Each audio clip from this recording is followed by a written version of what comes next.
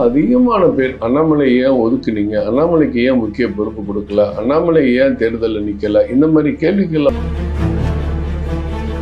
ஒரு இளைஞர் இன்னும் 2 தலைமுறைக்கு அவர் கடுமையா உழைக்க முடியும். பாஜகவின் சாயல் இங்க இருக்க போறது இல்லை. அது சாயல் இருந்து அவர் அங்கிருந்து வந்திருக்க வேண்டிய அவசியமே இல்லை.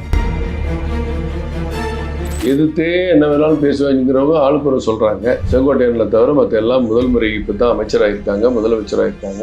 அவங்கள நம்ம சப்போர்ட் பண்ணுவோம், அவங்க தடுமாறுனா கை தூக்கி விடுவோம்னு இது சொல்றதுக்கு ஒரு பெரிய மனசு வேணும் பாருங்க. வரக்கூடிய தேர்தலில் அதை நீங்க சதிக்க தான் போறீங்க. அதுதான் நீங்கள் சொன்ன மாநாட்டிலையும் சொல்லியிருக்கோம். ஆனால் 31 ஆட்சி மாற்றம் வரும்னா களத்தில் நாங்கள் தயாராக இருப்போம். புதிதாக வந்திருக்கிற விஜய்க்கு களத்தில் ஒரு சரியான அவருக்கு வழிகாட்டக்கூடிய ஒரு ஈக்குவலான ஒரு தலைவராக இன்றைக்கு அண்ணாமலையை பார்க்குறேன். எதிர்த்து தேர்தல் களத்தில் போட்டிக்கிட்டு அதில் ஜெயிச்ச பிறகு திருப்பி நான் அங்கே தான் போகிறது என்ன அர்த்தம்? iTV, India's #1 QLED TV. Crystal clear picture quality with 3-year replacement warranty. Smart voice, smart entertainment. 4ஆம் தூண் நேயர்கள் அனைவருக்கும் வணக்கம். இன்று நம் நிகழ்ச்சியின் சிறப்பு விருந்தினர் We The Leaders முக்கிய அங்கம் வகிக்கக்கூடிய திரு கருநாகராஜன் அவர்கள் இணைந்துள்ளார். வணக்கம் சார். வணக்கம். அண்ணாமலை அவர்கள் தமிழக பாஜகவின் ஒரு அடையாளமாக இருந்தாரு. அண்ணாமலை அவர்களை எப்படி தெரியும்னா நமக்கு பாஜகவில் இருக்காரு அப்படின்ற ஒரு அடையாளம் வச்சுதான் தெரியும். ஆனா இப்ப அவரு தனியா We The Leaders என்ற அமைப்புக்கு ஒரு தலைவரா இருக்காரு. முதல் மாநாட்டையும் நடத்தியிருக்காரு சார். அதை எப்படி பாக்குறீங்க சார் உங்க பார்வையில? மாநாடு பெரிய வெற்றிமா. நம்ம வெற்றி நான் சொல்றதை விட பார்க்குற எல்லாரும் சொல்றாங்க, ஊடகங்கள் சொல்றாங்க, அதிகாரிகள், காவல்துறை அதிகாரிகளே இவ்வளவு கூட்டத்தை நாங்கள் எதிர்பார்க்கல. அவ்வளோ டிசிப்ளின் க்ரௌடு. அவங்க ஒரு சின்ன பிரச்சனை கூட அங்கே இல்லை. பெரிய ரோடு பூரா கொடிகள் இல்லை, தோரணங்கள் இல்லை, பெரிய தலைவருடைய பேனர் கூட அங்கே கிடையாது. இப்போ ரொம்ப எளிமையாக நடக்க நினச்சிட்டு இருந்தோம். பார்த்தா கூட்டம் அரங்கம் நிரம்பி வெளியே அவ்வளோ கூட்டம் நிற்கக்கூடிய அளவிற்கு பெரிய வெற்றி கூட்டமாக நினைக்கிறாங்க. எங்களுக்கெல்லாம் மகிழ்ச்சியாக இருக்குது. We The லீடரில் ஜாயின் பண்ணியிருக்கிற இப்போ ஏறத்தாழ 19,10,000 பேரும் இன்றைக்கி மகிழ்ச்சியாக இருப்பாங்க. அவங்க எல்லாருமே அங்கே வர முடியாது. எல்லாருமே அதில் பங்கேற்றக்கூடிய We The லீடரில் உறுப்பினர் வரக்கூடிய அத்தனை பேரும் ஒரு இடத்துக்கு வர முடியாது. சேர்ந்த கூட்டத்தை பார்த்து, எழுச்சியை பார்த்து மாநிலத்தினுடைய தலைவரும் இந்த அமைப்பினுடைய முதன்மை சேவகருமான திரு மரியாதைக்குரிய அண்ணாமலை அவருடைய பேச்சையும் கேட்டு உற்சாகத்தில் இருக்காங்க. அடுத்து அந்த கூட்டம் முடிந்த அன்றே ஏறத்தாழ 10,000 பேருக்கு மேலே மெம்பர் ஆனாங்க. இன்னும் தொடர்ந்து ஆகிட்டு இருக்காங்க. இன்னும் மெம்பர்ஷிப்லாம் எளிமைப்படுத்தின பிறகு அது 20 லட்சம், 30 லட்சம், 40 லட்சம் போகும்னு ஆர்வத்தோடு எதிர்பார்த்துட்டு இருக்கோம். மாநாடு மிகப்பெரிய வெற்றி. ஆனால் நம்ம எல்லாருமே அரசியல் கட்சியில் இருக்கவங்க எல்லாருமே ஒரு முதல் மாநாடோ இல்லை ஒரு கட்சியை தொடங்குறாங்க அப்படின்னா அடுத்த அரசியல் எதிர்கட்சியினரை விமர்சித்து அந்த மாதிரி தான் அதை முன்கொண்டு போவாங்க. ஆனால் அண்ணாமலை அவர்கள் வித்தியாசமாக அந்த போதைப் பொருளை நம்ம முற்றிலும் தவிர்க்கணும் அப்படின்ற மாதிரி ஒரு மாநாட்டை முதல் மாநாடே இப்படி போட்டிருக்காரு. அது எப்படி, அதை என்னமா எடுத்துக்கலாம்? ரொம்ப மகிழ்ச்சியான விஷயம் தானே. ஒருத்தரை திட்டுறது மட்டும்தான் அரசியல் அப்படிங்கிறது தமிழ்நாட்டில் இருந்துச்சு.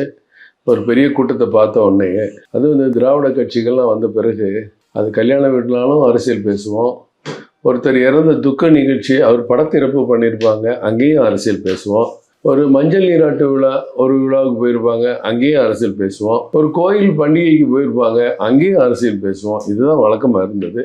அதெல்லாம் இல்லைங்க. காலம் மாறி இருக்கு. யங்ஸ்டர்ஸ் அதெல்லாம் பிடிக்கல, விரும்பலை. இன்னைக்கு நீ உன்னுடைய நோக்கம் என்ன, லட்சியம் என்னங்கிறது செயல்பாட்டில் காட்டு.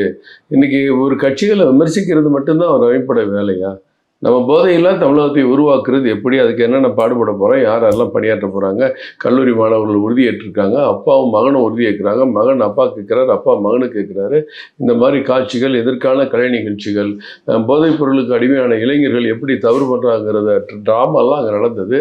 ரொம்ப அற்புதமான சில பள்ளி மாணவிகள் அந்த நிகழ்ச்சி நடத்தி காட்டினாங்க. இது ஒரு புதுமை தானே. இது எப்படி பார்க்குறீங்க? ரொம்ப வித்தியாசம் பார்க்குறோம். இதுதான் வித்தியாசமான தலைவர், மாற்றம் தரக்கூடிய தலைவருங்கிறதுக்கு இதுதான் அடையாளம். ஆனா நான் கட்சி 50 லட்சம் நிர்வாகிகள், அதாவது We The Leaders அமைப்புல 50 லட்சம் பேர் வந்தாதான் நான் கட்சி தொடங்குவேன்னு சொல்லியிருக்காரு. அது ஏன் 50 லட்சம் வந்தாதான் கட்சி தொடங்குவேன்ற அந்த ஒரு தமிழ்நாட்டில் இவ்வளோ வாக்காளர்கள் இருக்காங்க, இவ்வளோ மக்கள் இருக்காங்க. அந்த மக்களில் நம்ம ஒரு 10% ஒரு மெம்பராக சேர்க்கணும். We The லீடருங்க ஒரு இலக்கு தானே. இந்த அமைப்பை உருவாக்கணவருக்கு ஒரு இலக்கு இருக்கக்கூடாதா? அது ஏன் 50 லட்சம்னா எப்படி? 50 லட்சங்கிறது இலக்கு, முயற்சி, அதற்கான வேலைகளை எல்லாரும் ஈடுபடுவாங்க. இப்போ ஒரு பெரிய பரபரப்பாக இதற்கான பெரிய திட்டமிடல், பெரிய செலவு செஞ்சு அப்படிலாம் நம்ம நடக்கல. அதான் ஒரு டெல்லியில் உட்காந்து ஒரு பேட்டி கொடுக்கும்போதே இவ்வளோ பேர் மெம்பராக சேர்ந்தாங்க. 39-40 நாள் ஆகுது. இன்னும் அடுத்த 20 நாளில் இன்னும் இந்த 20 லட்சம் 30 லட்சம் ஆகிறதுக்கு வாய்ப்பு இருக்குது. அது நிறைய பேர் வீதி லீடர்ஸில் வந்தால் தானே நிறைய பேர் நல்லது செய்ய முடியும். இன்றைக்கி செடி கொடி மரங்கள்லாம் நடுங்கிறாரு, ஏரி கால்வாயெல்லாம் சுத்தப்படுத்துங்கிறாங்க, போதை இல்லா தமிழகத்துக்கான பிரச்சாரம் பண்ணுங்கிறாங்க. அப்போ எண்ணிக்கை அதிகமாக இருந்தால் களத்தில் அதிகமான போய் பணியாற்றுவாங்க. வீதி லீடர் மெம்பர் ஆனதுக்காக பாருங்கள், நான் ஒயிட் பேண்ட் கட்டியிருக்கேன். இந்த அவர் கையில் அவரும் ஒயிட் பேண்ட் கட்டியிருக்கிறாரு. போதை இல்லா தமிழகங்கிறத மக்களுக்கு நினைவூட்டுறதுக்கு, போதை உங்களுக்கு உடலுக்கும் மனசுக்கு கேடு, குடும்பத்துக்கு கேடு, எதிர்காலத்துக்கு கேடுங்கிறத அடையாளப்படுத்துறதுக்காக கட்டியிருக்கோம். இந்த மாதிரி மெம்பர்ஸ் அதிகமாக கட்ட வாய்ப்பு இருக்குது. அதிகமானவர்கள் சேரும்போது அந்த நல்ல பணிகளும் அதிகம் நடக்குங்கிற நோக்கம் தான். அப்புறம் தனிப்பட்ட இலக்குங்கிறது ஒன்று. ஆனால் இப்போ தாவேகா அவங்களும் திமுக போன்ற திராவிட கட்சிகள் ஆண்டது போதும், மாற்றம் வேணும் அப்படின்னு சொல்லி தான் இப்போ அவங்க ஆளும் கட்சியாக இருக்காங்க. ஆனால் இப்போ அண்ணாமலை அவர்கள் என்ன நோக்கத்தோட கட்சி ஆரம்பிக்கிறாரு சார்? அந்த கட்சி ஆரம்பிக்கிறதுக்கான காரணம் என்னவா இருக்கும் சார்? எந்த கட்சி ஆரம்பிக்கிறதுக்கு காரணம்லாம் நம்ம கேட்க முடியாது. அது மனிதனுடைய சூழல், சமூக சூழல், நாட்டினுடைய சூழல் மாற மாற புது புது கட்சிகள்லாம் வந்துட்டு தான் இருக்கும். இந்த பிரசாந்த் கிஷோருங்கிறவர் கட்சி நடத்துகிறவங்களுக்கு வியூக அமைத்து கொடுக்குற ஒரு நிறுவனத்தை நடத்தினார். திடீர்னு அவரே கட்சி தொடங்கினார். அரவிந்த் கெஜ்ரிவால் அண்ணா ஹசாரே கூட உட்காந்து ஊழலை எதிர்ப்போம் அப்படின்னு உண்ணாவிரதம் இருந்துகிட்டு இருந்தார். திடீர்னு போய் கட்சி ஆரம்பிக்கிறாரு. சில பேர் குடும்பத்தில் அப்பா ஒதுக்கிட்டாரு அப்படின்னு தெலுங்கானாவில் கவிதை ஆரம்பித்த மாதிரி எங்கள் தம்பி சப்போர்ட் பண்ண மாட்டேங்கிறான், அப்பா ஒதுக்கிட்டா, குடும்பத்துலேருந்து பிரிஞ்சு தனி கட்சி தொடங்குறாங்க. கட்சி தொடங்குறது வழக்கமான ஒன்று தான். ஏன்னா இந்த கட்சி தான் இனிமேல் நிரந்தரம் அப்படின்னு இந்தியாவில் எந்த கட்சியும் இல்லை. இப்போ திமுக நிரந்தரம்னு நினச்சிட்டு இருந்தோம், அது பலமுறை தோல்வி அடைஞ்சது. அதிமுக நிரந்தரம் நினச்சிட்டு இருப்பாங்க, அவங்க பலமுறை தோல்வி அடைஞ்சு இப்போ அந்த அதிமுகவில் ஏற்பட்ட பிளவுகள்லாம் மக்கள் வேடிக்கை பார்த்துட்டு தான் இருக்காங்க. ஏறதாலும் அந்த கட்சியில் 3 முறை 2 முறை அமைச்சராக இருந்தவங்க, பலமுறை எம்எல்ஏக்களாக இருந்தவங்கெல்லாம் இன்றைக்கி அங்கேருந்து பிரிஞ்சு போய் வேற ஒரு கட்சிக்கு, அது தாவேகாவுக்கு, வேற ஒரு கட்சின்னு ஏன் சொல்கிறேன்னா வெற்றி பெற்ற கட்சிக்கு. தாவேகாவோட கொள்கை நோக்கம் விஜய் அவரோடு தான் எனக்கு பிடிக்கும் அப்படிங்கிறதெல்லாம் கிடையாது. விஜய் எதிர்த்து தேர்தல் களத்தில் போட்டிக்கிட்டு அதில் ஜெயிச்ச பிறகும் திருப்பி நான் அங்கே தான் போவேன்னு போகிறது என்ன அர்த்தம்? அது ஒரு விதமான அவங்க மனநிலையை தான் நம்ம காட்டுது. அதை நம்ம தப்பாக சொல்ல வேண்டாம், ஜனநாயகத்தில் இடம் இருக்குது. இந்த மாதிரி கட்சிகள் தேவை எப்பொழுதும் மக்களுக்கு இருக்கணும். கட்சிகள் ஏன் இருக்குன்னா, கட்சிகள் எதுக்காக இருக்குது? மக்களுடைய நோக்கம் நிறைவேற, மாநிலத்தினுடைய உரிமைகளை பெற, இந்த தேசத்தின் வளர்ச்சிக்கு பாடுபட, மக்களை ஒருங்கிணைக்கிறது, அவங்க சிந்தனையை ஒருங்கிணைக்கிறது, அவங்களுடைய நேர்மையான பாதைக்கு மக்களை அழைச்சிட்டு வர்றது, இளைஞரை அழைச்சிட்டு வர்றது, அதுக்கு வழிகாட்டுற அமைப்பு தான் கட்சி. என்ன மற்ற அமைப்புகள், சேவை அமைப்புகள், வீதி லீடர் மாதிரி கட்சி போட்டியிட முடியாத அரசியலில், ஆனால் அமைப்பு செயல்படலாம். ஆனால் கட்சியிலையும் போட்டியிடணும்ல, அரசியல்லையும் போட்டியிடுறதுக்கு தான் கட்சி. அப்போ வீதி லீடர் ஒரு கட்சி இன்றைக்கி தேவை தமிழ்நாட்டில். இன்னும் தெளிவான அரசியல் பாதையை நம்ம பிடிக்கல. இன்னும் இன்னைக்கு தாவேகா வெற்றி பெற்றிருந்தா கூட தாவேகா வெற்றி பெற்றாச்சு, அப்போ மாற்றம் வந்துருச்சுன்னு அர்த்தமா? சொல்லுங்க. மாற்றம் ஒன்றே மாறாதது. அந்த மாற்றம் போதும். அந்த மாற்றம் 2-3 வருஷத்துல ஒரு சலிப்பை ஏற்படுத்தலாம். மாற்றத்துக்கு என்னடா நான் நினைச்சோம் இவங்க இப்படி இருக்காங்களேன்னு அவங்க வேற ஒரு கட்சியை தேடலாம். அப்போ அதுக்கு மாற்றம் அண்ணாமலை ஆரம்பிக்கிற கட்சின்னு வரக்கூடாதா? எதுவுமே நிரந்தரம் இல்லை. இப்போ அதான் நீங்களே சொல்கிறீங்களே, என்னங்க எல்லாரும் மாநாடு போட்டு கட்சியில் எல்லாரையும் திட்டுவாங்க, இவர் என்னன்னா போதை இல்லை தமிழகங்கிறாரு, இயற்கை சுற்றுப்புற சூழலை மேம்படுத்தணுங்கிறாரு அப்படின்னு சொல்கிறீங்களே. அப்போ ஒரு வித்தியாசமான தலைவர் தானே. அப்போ இப்படி தலைவர் வந்தால் இன்னும் இந்த பூமி சரி, இந்த தமிழ்நாடு சரி, நல்ல வளர்ச்சி அடையும்ல, இளைஞர்களுக்கு நல்ல வளர்ச்சியை காட்டுவார், வழியை காட்டுவார்ல. அந்த நம்பிக்கையில் புது கட்சியை, அதுவும் அண்ணாமலை போன்றவர்கள் ஆரம்பிக்கிற கட்சியை மக்கள் நிறைய வரவேற்கிறாங்க. அதுக்கு மெயினான காரணம் திமுக அதிமுக மேலே ஏற்பட்டிருக்கிற ஒரு சலிப்புத்தன்மை. புதிதாக வந்திருக்கிற விஜய்க்கு களத்தில் ஒரு சரியான, அவருக்கு வழிகாட்டக்கூடிய, சப்போர்ட் பண்ணலாம், எதிர்த்தாலும் எதிர்க்கலாம், தட்டி கேட்கலாம், ஒரு ஈக்குவலான ஒரு தலைவராக இன்றைக்கு அண்ணாமலை பார்க்க. ஏன்னா முதல் மாநாட்டிலே விஜய் அவர்களுக்கு அவர் சப்போர்ட்டாக தான் பேசியிருக்காரு. அதாவது புதுதாக வந்திருக்காங்க, அவங்களுக்கான டைம் நம்ம கொடுப்போம், அவங்க எடுத்துக்கிட்டோம் அப்படின்ற மாதிரி. கரெக்டு தானே, பெருந்தன்மை தானே. ஒரு கட்சி தலைவருக்கு அந்த பண்பு இருக்கணும் இல்லையா? அதெல்லாம் முடியாது, விஜய் அவர்கள் சினிமா மோகத்திலே மக்கள் ஓட்டு போட்டு விட்டார்கள் அப்படின்னு நம்ம பேசுறதுல நியாயம் இல்லை. மக்கள் என்ன இருந்தாலும் மக்கள் ஓட்டு போட்டதுக்கு ஒரு மரியாதை இருக்குல்ல. அவங்க ஒரு தலைவரை தேர்ந்தெடுத்து முதலமைச்சர் ஆக்கியிருக்காங்க, அவங்கள போய் ஏனோ தானு பேச முடியாதுல்ல. அப்போ அவர் சொல்றாரு, செங்கோட்டையனை தவிர மற்ற எல்லாம் முதல் முறை இப்போ தான் அமைச்சராக முதலமைச்சராக இருக்காங்க. அவங்கள வந்து நம்ம சப்போர்ட் பண்ணுவோம், அவங்க தடுமாறுனா கை தூக்கி விடுவோம்னு இது சொல்கிறதுக்கு ஒரு பெரிய மனசு வேணும் பாருங்க.